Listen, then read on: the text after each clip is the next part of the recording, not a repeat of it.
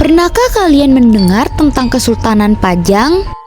Kerajaan ini mungkin tidak sepopuler Majapahit atau Mataram, tapi punya peran besar dalam sejarah Islam di Jawa.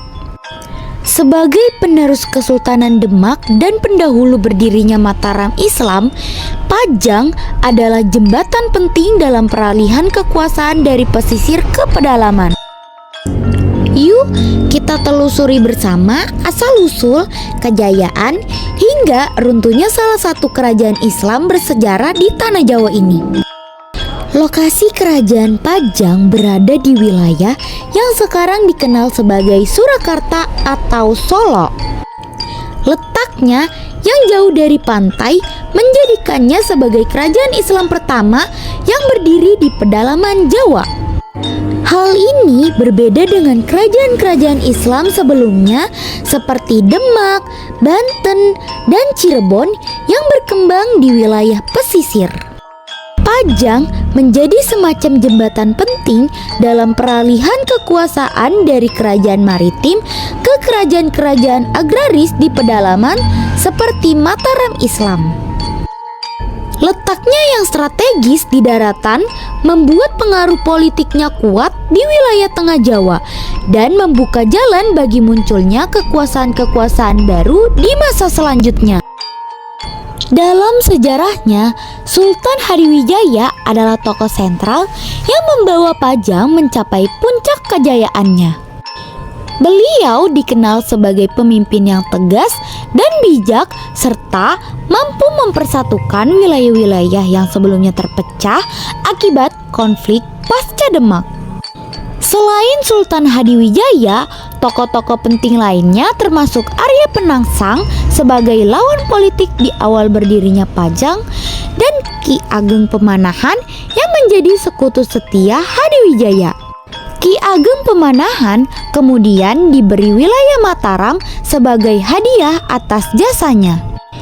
Dan anaknya yang bernama Sutawijaya kelak dikenal sebagai Panembahan Senapati yang akan menjadi pendiri Mataram Islam dan memainkan peran besar dalam sejarah runtuhnya Pajang.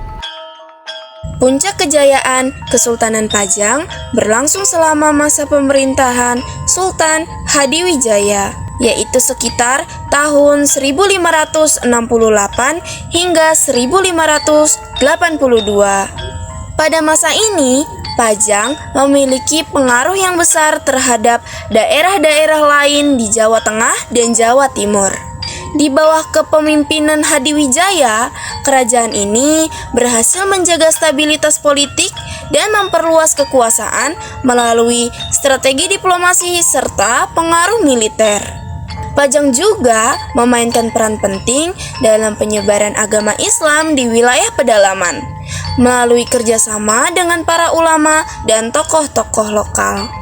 Dalam hal sistem pemerintahan, Kesultanan Pajang menganut sistem monarki absolut, di mana raja memegang kekuasaan tertinggi atas seluruh aspek negara, baik dalam bidang pemerintahan, militer, maupun keagamaan. Sultan memiliki kendali penuh dalam pengambilan keputusan dan tidak ada badan legislatif atau kekuasaan lain yang menyaingi otoritasnya. Pemerintahan pusat dibantu oleh para pejabat istana, bangsawan, dan ulama yang ditunjuk langsung oleh raja, dan biasanya memiliki hubungan dekat dengan keluarga kerajaan. Ini menunjukkan bahwa posisi dan kekuasaan dalam birokrasi sangat bergantung pada kedekatan dengan istana. Untuk menjaga stabilitas dan loyalitas para pengikutnya, Sultan Hadiwijaya menerapkan sistem patronase. Ia memberikan hadiah, tanah perdikan atau wilayah bebas pajak, dan jabatan strategis kepada tokoh-tokoh penting sebagai bentuk penghargaan dan ikatan politik. Misalnya, Ki Ageng Pemanahan diberikan wilayah Mataram sebagai bentuk imbalan atas jasanya. Sistem ini tidak hanya menciptakan rasa terikat secara pribadi, tetapi juga memperkuat pengaruh Pajang di wilayah-wilayah luar yang secara geografis cukup jauh dari pusat kerajaan. Kerajaan Pajang merupakan kelanjutan dari runtuhnya Kesultanan Demak. Setelah terjadi konflik internal di Demak, seorang tokoh bernama Jaka Tingkir yang kemudian dikenal sebagai Sultan Hadiwijaya berhasil mengalahkan Arya Penangsa, salah satu keturunan Raden Batah yang masih ingin mempertahankan tahta Demak. Kemenangan itu membuat Jaka Tingkir memindahkan pusat kekuasaan Islam dari wilayah pesisir ke pedalaman Jawa, dan dari situlah Kesultanan Pajang pun berdiri. Kehidupan sosial dan budaya masyarakat Pajang sangat dipengaruhi oleh nilai-nilai Islam, namun tetap kuat dengan unsur tradisi Jawa yang telah berakar sebelumnya. Masyarakat pada masa itu hidup dalam tatanan sosial yang terstruktur, dengan raja dan bangsawan di lapisan atas dan rakyat biasa sebagai petani, pedagang, atau pengrajin di lapisan bawah. Sinkretisme budaya sangat terasa dalam kehidupan sehari-hari, di mana ajaran Islam dipadukan dengan tradisi lokal seperti selamatan, wayang, dan penggunaan bahasa Jawa sebagai bahasa utama. Bahkan, dalam seni dan sastra, nilai-nilai Islam dan budaya Jawa berjalan berdampingan dengan harmonis. Secara ekonomi, Kesultanan Pajang bergantung pada sektor pertanian, terutama padi dan hasil kebun dari wilayah subur di pedalaman Jawa. Selain itu, perdagangan juga berkembang meskipun tidak sebesar kerajaan maritim. Pajang menjadi penghubung penting antara jalur perdagangan pesisir dan pedalaman. Pajak atas hasil bumi dan perdagangan menjadi sumber pendapatan utama kerajaan. Di samping itu, pengembangan wilayah dan pemberian tanah perdikan turut mendorong pertumbuhan ekonomi lokal yang berdampak positif bagi stabilitas kerajaan. Hubungan Pajang dengan kerajaan lain cukup kompleks. Dengan Demak, hubungannya bersifat historis karena merupakan kelanjutan langsung dari kerajaan tersebut. Dengan Cirebon dan Banten, Pajang menjaga hubungan diplomatik, walaupun masing-masing lebih fokus pada wilayah kekuasaannya sendiri. Yang paling menentukan adalah hubungannya dengan Mataram, yang awalnya hanya sebuah daerah perdikan kecil, namun dalam waktu singkat tumbuh menjadi kekuatan besar di bawah pimpinan Sutawijaya dan berubah menjadi kerajaan besar yang justru menjatuhkan Pajang.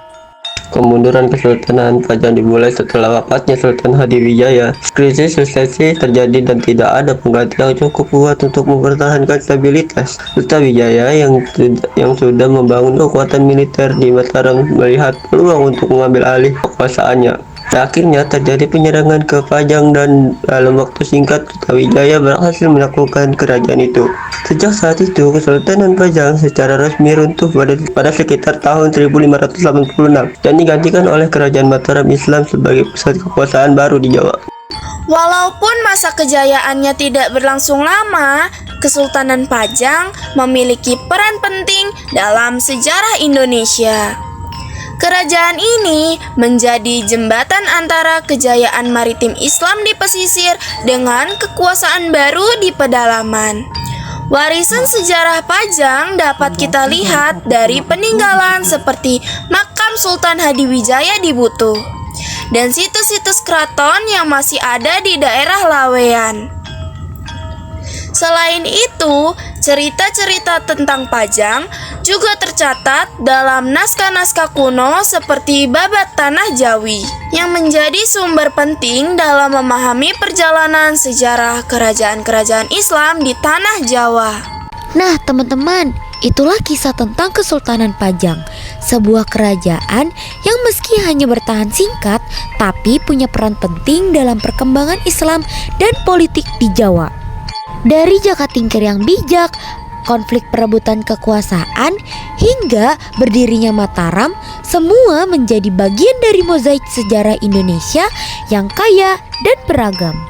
Semoga penjelasan ini bisa menambah wawasan kalian dan bikin sejarah terasa lebih hidup dan menarik. Sampai jumpa di cerita sejarah lainnya. Bye-bye.